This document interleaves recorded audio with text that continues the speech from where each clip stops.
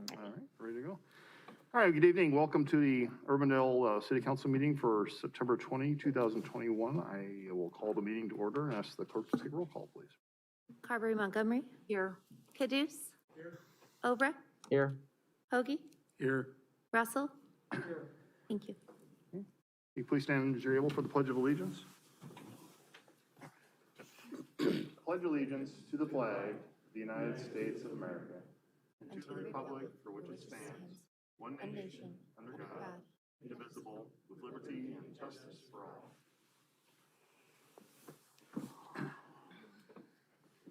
Urbandale is a national leader in character counts, endeavoring at all times to promote and model the principles of trustworthiness, respect, responsibility, fairness, caring, and citizenship. In conducting tonight's meeting, we expect that all participants will act in a respectful manner consistent with these principles. Item 2 is to approve the agenda. I'll ask for a motion in a second. Move to approve. Second. Motion by Obrecht, second by Russell. Discussion, please vote. All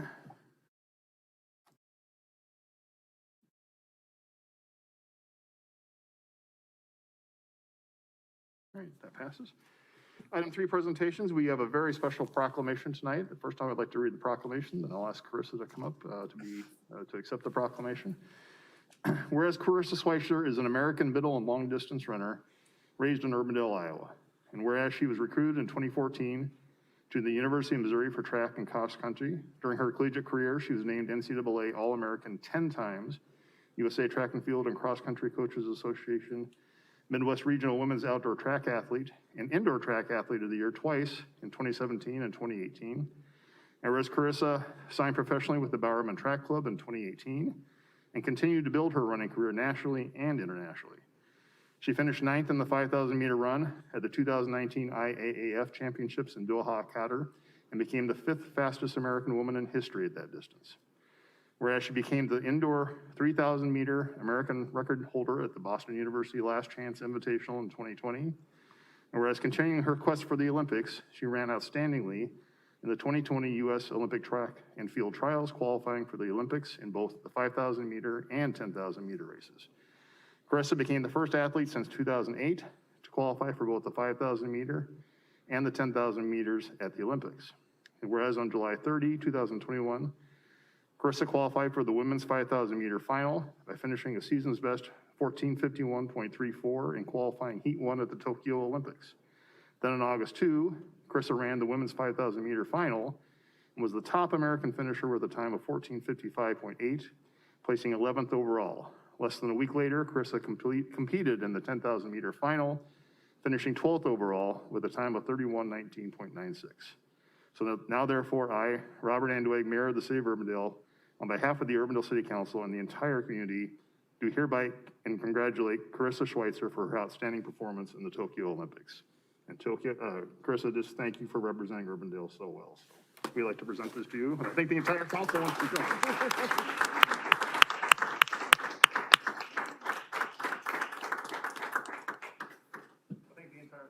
Join me in doing it.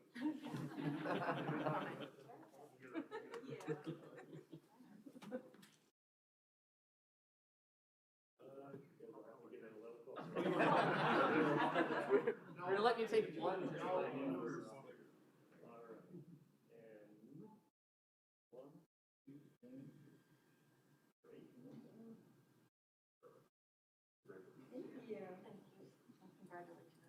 Congrats. Is there anything you'd like to say?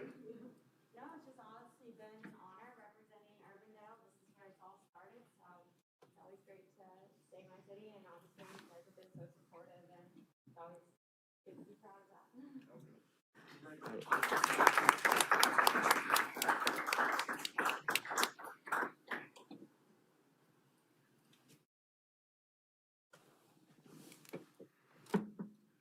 All right, moving on to item 4, the Citizens Forum. This is the opportunity to address the council on something not a part of tonight's regular agenda. And I do know that Bob Wilson is asked to speak. I'll recognize Bob first. So Bob, if you'd like to come up and be recognized and give your name and address.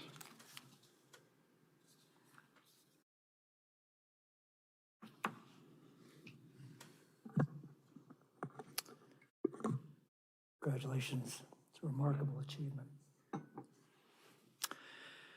Good evening. My name is Bob Wilson. My wife and I live at 16002 Aurora Avenue in Urbandale. I recently emailed Captain Stein, the patrol commander, with our longstanding problem of speeding in our Aurora neighborhood. You all have copies of that email. I'm not going to recite it. I just have a few final comments I want to make. Brief comments. Police Chief Johansson is a good officer and someone I sincerely respect. But his playbook for dealing with the speeders in our residential neighborhood does not work. The same playbook that Captain Logston used 4 years ago did not work. The same playbook that Captain Stein, the current police or patrol captain, does not work. In fairness to all three of these patrol commanders, neither this city manager nor this council has directed the chief to do just that. Enforce the 25-mile-an-hour residential speed limit and provide the council with evidence that it's being enforced. At the last council meeting, you had the opportunity to do just that. Direct the city manager and his staff to enforce the 25-mile-an-hour residential speed limit. You failed to demonstrate the political will to do so. And this, from 4 of the 5 council members who in their municipal campaign literature emphasized public safety.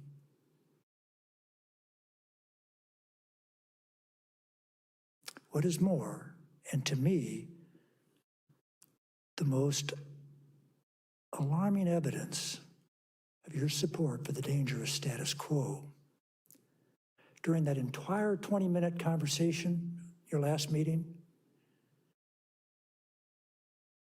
none of the 4 members who were there, and not even the mayor, simply asked the city manager or the chief of police, why aren't you enforcing the posted 25-mile-an-hour speed limit?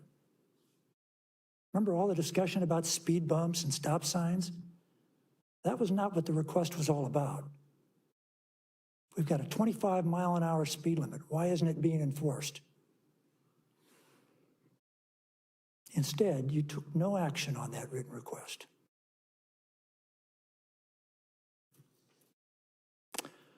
Will the voters hold any of you accountable in November for your failure to do so? Probably not, absent, God forbid, a tragedy.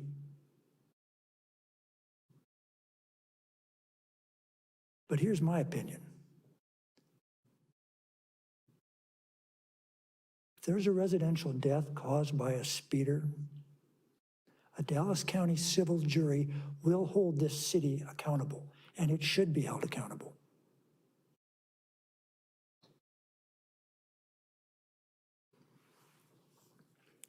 At the last city council meeting, City Attorney Bob Layden dismissed that opinion. He called it a stretch. Well, reasonable lawyers can reasonably disagree. But facts are stubborn things. And so is the paper trail that has been filed with this city clerk and this video record. Worst case, on these facts, a personal injury lawyer will pierce through the city's attempt to avoid accountability. Again, worst case. And that personal injury lawyer will get to a Dallas County civil jury faster than a speeder doing 50 mile an hour flying down Aurora Avenue past the city manager's house, which I will remind you, I recently saw. And not only was the guy doing 50, he passed somebody doing 30 miles an hour. In 6 years, I haven't even seen that. So I ask you to reconsider your decision not to enforce the 25-mile-an-hour speed limit in our residential neighborhood. I'll close with a simple rhetorical question. One which, again, worst case, God forbid, this city manager will get asked under oath in a deposition. Who needs to drive faster than 25 miles an hour in a residential neighborhood? Who? Thanks. I asked Denise to file it. Thank you, Mr. Mayor. Thank you, Bob. All right, we are still in citizens forum. Would anyone else like to address the council on something that's not a part of tonight's agenda?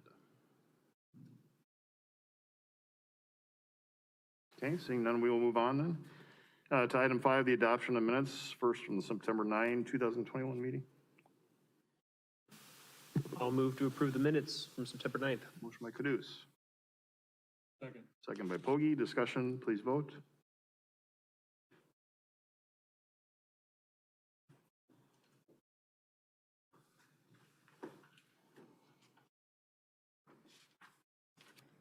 That passes. And then from the September 14 meeting. I can move approval of the minutes from the lunch and learn on September 14th. Okay, motion by Caduce.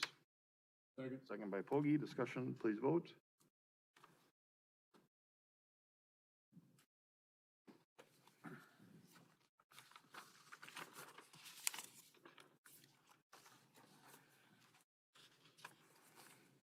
That passes. Moving on to item 6, the consent agenda. There are 13 items for approval. Move to approve the consent agenda. Motion by Obrecht. Second. Second by Carberry Montgomery. Discussion, please vote.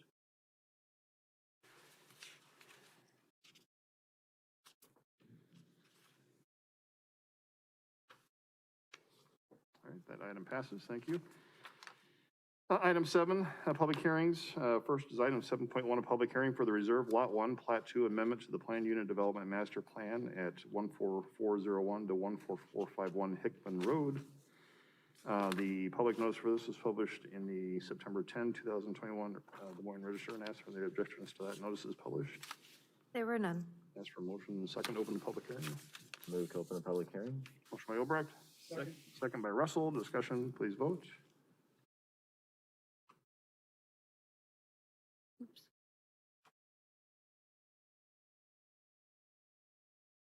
Thank you. And then to introduce the items, our Chief Planner, Christy Bales. Christy? Thank you. Tonight's first public hearing is regarding the vacant lot that I've highlighted here, owned by the Reserve Land Company. For reference purposes, this lot is on Hickman Road, just west of 142nd Street. So this is the CVS pharmacy there at the corner, the dental place, and then this vacant lot. This is the only property subject to tonight's public hearing on the PUD amendment, and they're requesting one amendment. Lot 1 is currently in the area designated as the neighborhood commercial and is overall the Reserve PUD master plan, which has been around since about 1992. So it's had amendments from time to time as the projects, both the multifamily, the smaller lot single family, and the larger lot single family came through. The petitioner is seeking to amend the maximum building height that's currently listed in the PUD master plan. Right now, there's a maximum building height of 35 feet and 2 stories. They would like to go up to 41 feet with 3 stories. The main part of their justification, if you think about that lot as you drive by, the lot sits about 10 feet below the elevation of Hickman Road. So it's down quite a bit from that travel surface. And they included that as part of their request to amend that. If approved, they would come back with a site plan, but tonight is just about the hearing to amend that building height. Staff is recommending approval, as did the Planning and Zoning Commission. Rob Orton is here tonight, representing the ownership group. Should you have any questions for him, I'll take any questions you may have first. All right. Thank you, Christy. Questions for Christie from the council? Okay, hearing none then, we are in public hearing on this item. Would anyone like to address the council on this item? Okay, seeing no one, then I'll ask for a motion and a second to close the public hearing. I move to close the public hearing. Motion by Carberry Montgomery. Second. Second by Obrecht. Discussion, please vote.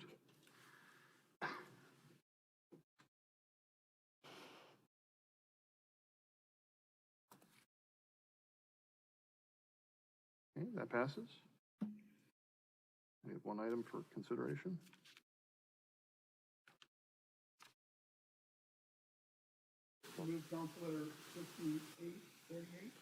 Motion by Russell. Second. Second by Caduce. Discussion, please vote.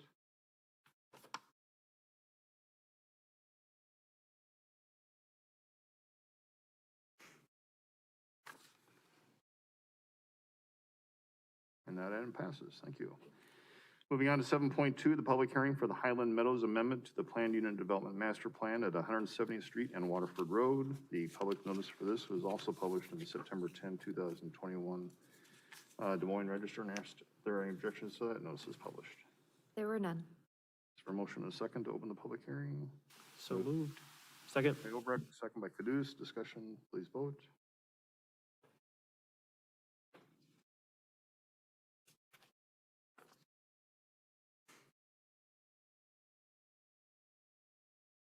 That passes. Christie? The second public hearing tonight involves the Highland Meadows property, which includes 3 parcels, this one, and this one, so you can kind of see where that's located.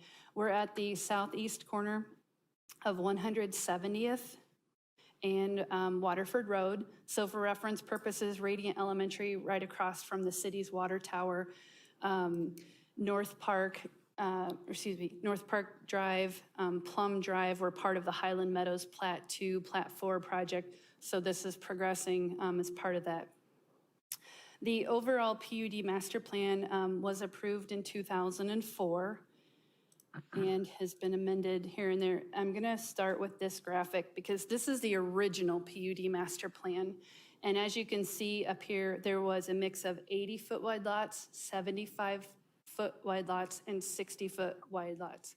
What they would like to do, Kimberly Development has purchased the property and they're requesting an amendment to have a different mix of lot widths. And they'd like to have 50s, 60s, and 70s mixed throughout the area originally designated as single family.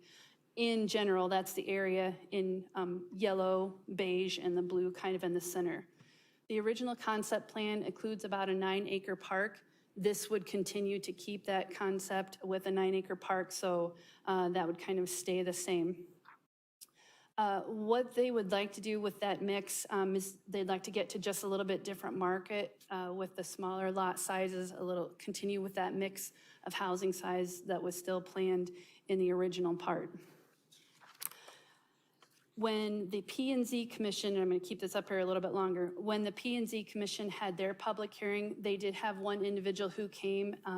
He lives in Highland Meadows, Plat 1, where they have 90-foot wide lots. And I can show you where he lives here in a second.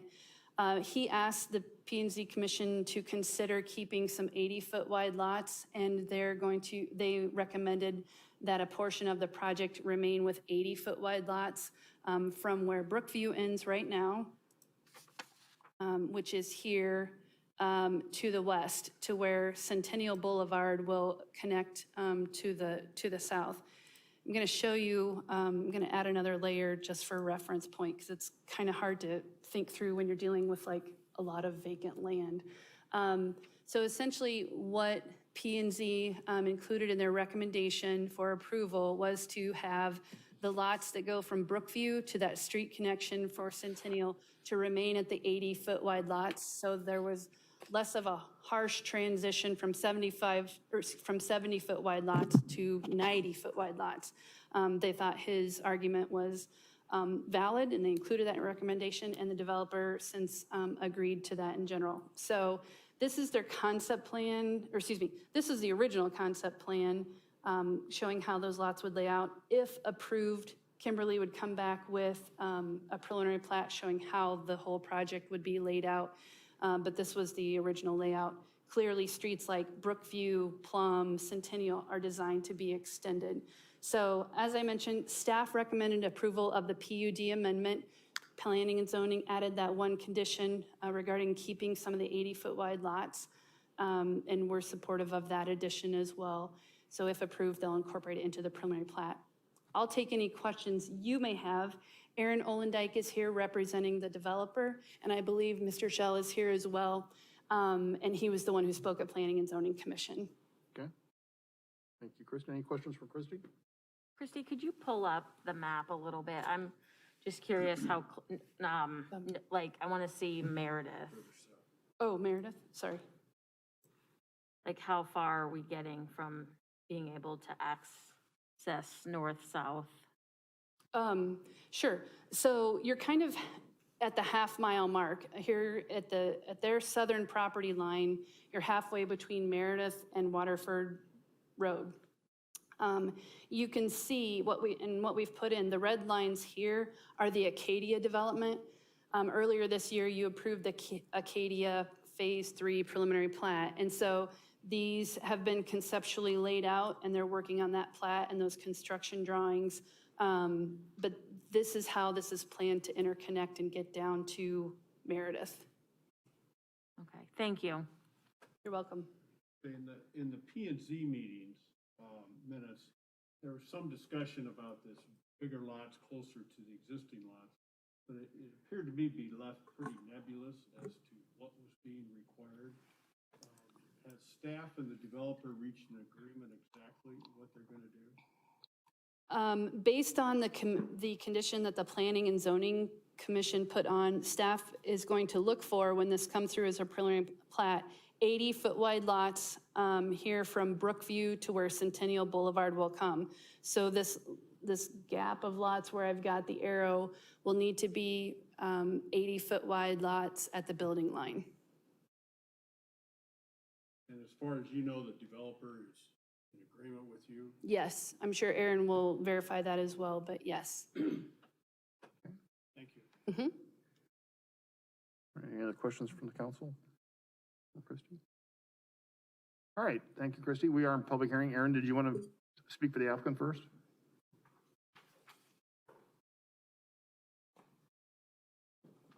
Good evening, everyone. My name's Erin Olendijk. I'm with Civil Design Advantage. My address 3405 Southeast Crossroads Drive, Suite G in Grimes. Here tonight on behalf of Kimberly Development. And yes, I agree that we have agreed to the 80-foot wide lots in the area that Christy pointed to. Okay. So be happy to answer any other questions that you might have. Okay. Any other questions? All right, thank you, Aaron. Thank you. All right, is there anyone else that would like to address the council on this item? Just briefly. Okay. Sure. That's okay. I'm going to go very short. My name is Brian. Yeah, just wait so we can get up to, Knee replacement. you're doing pretty well, so. Thank you. I just wanted to say I appreciated. I'm sorry, I didn't mean to interrupt you. But you could just- 16209 Brookview Drive, Thank you. Brian S. Shell, Thank you. Urbandale, Iowa.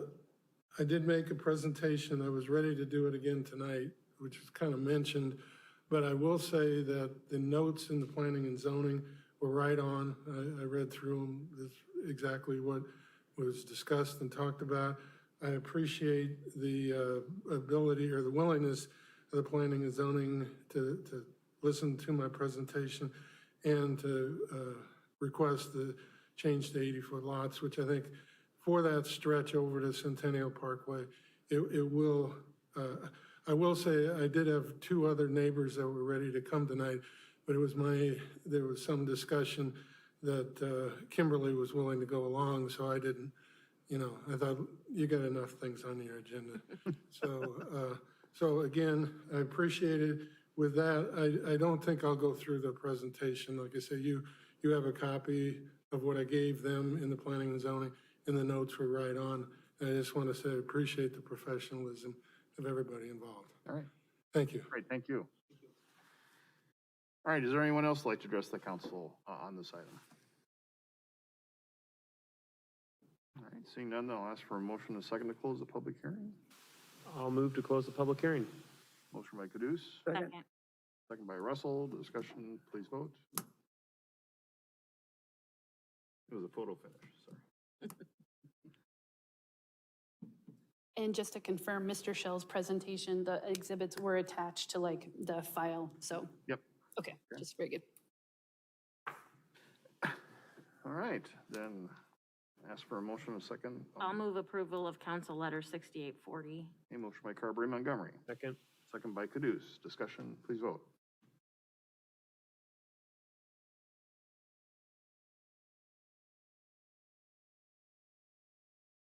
That passes. All right, thank you.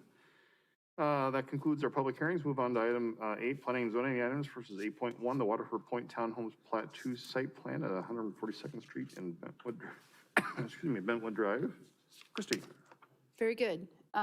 This is located at the northwest corner of Waterford Road and 142nd Street, right here on the county line, across from the substation over in Grimes. So Waterford Point, when the PUD was approved, had quite a mix of housing. It has a multifamily component that hasn't been built yet. It has a townhouse component. It has single family, which is very much under construction, as you can see. This will be somewhat familiar because you saw Plat 1 for the site plan and the preliminary plat earlier this year. So Plat 1, and I've put the townhouse lots just kind of conceptually in here. Plat 1 was the southern, not quite half, and then Plat 2 is the site plan for the townhouses. There are 60 townhomes in total, 23 in the first phase. This phase for Plat 2 is the northern 37. As you can see, this site plan will have 2 connections onto 142nd Street, as well as a connection onto 145th Street. All the streets serving the townhouse development are private, and they're designed with a little bit different setback and that sort of thing. This is how the site plan currently is. There's 1 6-plex, otherwise there are 4 plexes and 5 plexes, which is allowed by the PUD master plan, and you can see that lot layout here. Staff is recommending approval of the site plan, subject to the comments and conditions in the staff report. Tonight, here for this case are David Albright, who is the owner and developer, and Jason Ledden from Snyder. Should you have any questions for them, I'll take any questions you may have first. All right, thank you, Christie. Any questions for Christie on this item? Christie, can you go back to that first map? That's right on the Polk County, Dallas County line, and then just east is Grimes, Yes. just for reference purposes. And is that, do you know what Grimes, what are the plans there east?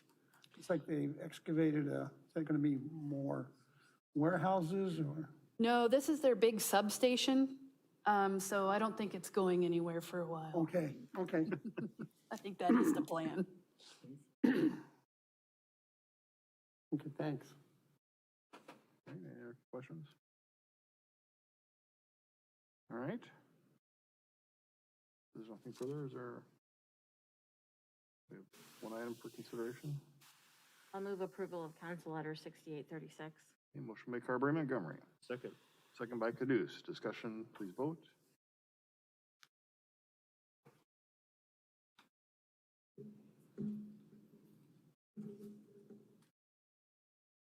And that item passes. All right, thank you.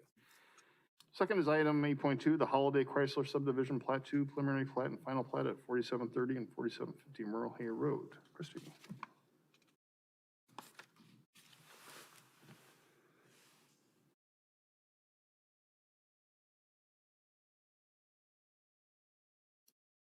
Very good. This property is shown here. It's a little over 6 acres in size, and this is a preliminary plat and a final plat to reorient the 2 commercial lots. When the plat was first recorded in 1971, there was a vertical line split between lot 1 on the east and lot 2 on the west. So we actually have a platted lot with no street frontage. They are coming back in and asking you to consider a preliminary plat and final plat to take that vertical line that was bisecting the property, change it to a horizontal line, evenly split, to a Lot 1 and Lot 2 north-south lot. The existing lot will be on Lot 1. Each lot will be a little bit over 3 acres in size. There will be an ingress-egress easement that's required at the Merle Hay frontage road, so access will have to be shared. That new Lot 2 doesn't get its own access. So it's a simple preliminary plat. They're working on a building expansion project, and so that will come to you in the future as a site plan, but right now they're just working on cleaning up the platting and that sort of thing.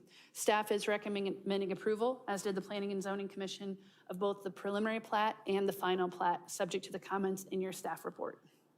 Okay. All right, thanks. Christine, any questions for Christine on this item? Does anybody still remember Holiday Chrysler?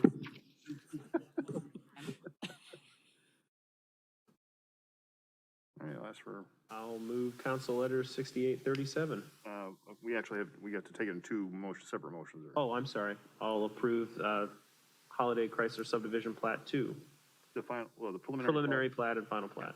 Oh, the preliminary plat first. Oh, I didn't see the 2 bullet points. I apologize. I'll approve the subdivision plat 2 preliminary plat. All right, motion by Caduce. Second. Second by Obrecht. Discussion, please vote.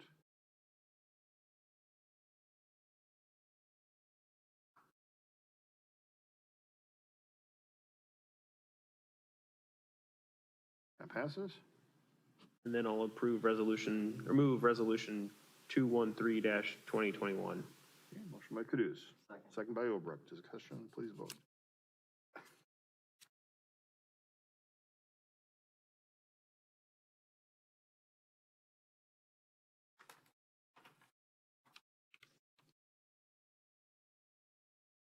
Did I vote? Okay, I don't have a screen to vote. Now I do. Thank you.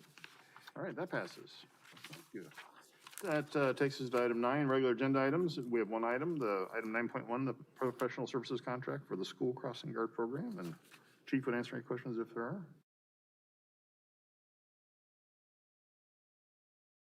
I'd move approval of council letter 6839. Okay, motion by Poggi. Second. Second by Obrecht. Discussion, please vote.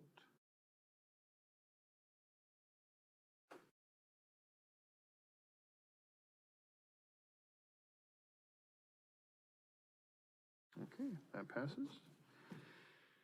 That takes us to the end of our agenda. So, Mayor and Council items, Ron first. Nothing here, thank you. Okay, Bridget? First, I want to thank whoever was able to arrange for a real live Olympian to be here. I'm an Olympics freak, so that was very exciting for me. Had I known, I probably would have worn something different. So I also wanted to express my excitement on moving forward on the greenhouse gas emission study that was included in the consent agenda, and also wanted to let you know I attended a webinar or Zoom on last week regarding a group solar buy program that some local entities are putting together. The mayor was also on the call, and I look forward to that coming to us for not approval, but Certainly consideration. consideration for us to just support the project, which would be basically people coming together from all over Polk County and the associated Dallas County communities to get a discount on solar panels for your homes. So it's an exciting project, and I think we have a chance to do some significant solar installations, not only in Urbandale, but throughout Polk County when it comes to fruition. So stay tuned for more information on that. All right, thank you, Bridget. Adam? David? I'm good, thank you. Adam? Just a date for your calendars. In Dow Urbandale, we have our donor celebration and grant presentations, October 21st. It's, I'll even get it to Nicole too, 5 to 7 at the Giovanetti Shelter. Appreciate the approval today on the consent agenda to waive the registration fee for us. We'll be giving out, almost $30,000 in grants. So please join us. Everybody's welcome. All right, thank you, Adam. Just have a couple items. Again, I want to echo what Bridget said on the greenhouse gas emission. I think, we're seeing this, obviously, we're not the first one. I don't think we're going to be the last one to be taking this step, and I think it's a prudent step to take at this time to do the baseline study. I know Johnston is going to be passing something very shortly too, as well as other cities. I think we need to be doing this. This is the right thing to do. It's not going to be much out of pocket to do this study, but at least the baseline study will give us some very good information on where we are, and then we can make some future decisions based off of that. I'd also like to address the tragic accident we had in Urbandale yesterday. I know it's still under investigation, and we're still, the police are still gathering facts, but obviously a tragic accident, and circumstances are tragic for all, but it just underscores again the need for both motorists and bicyclists to be aware and to be safe, and make sure that it also underscores what we're doing from a complete street standpoint to make our traffic facilities safe and for all involved, both for vehicles and for bicyclists and pedestrians as well. So tragic events are going to happen no matter what you do, but we can certainly try to provide for the best facilities we can as a city. So it just underscores why I've been so vigilant doing that. So, but certainly prayers for all those involved in that event.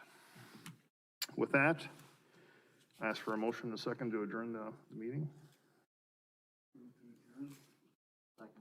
All in favor?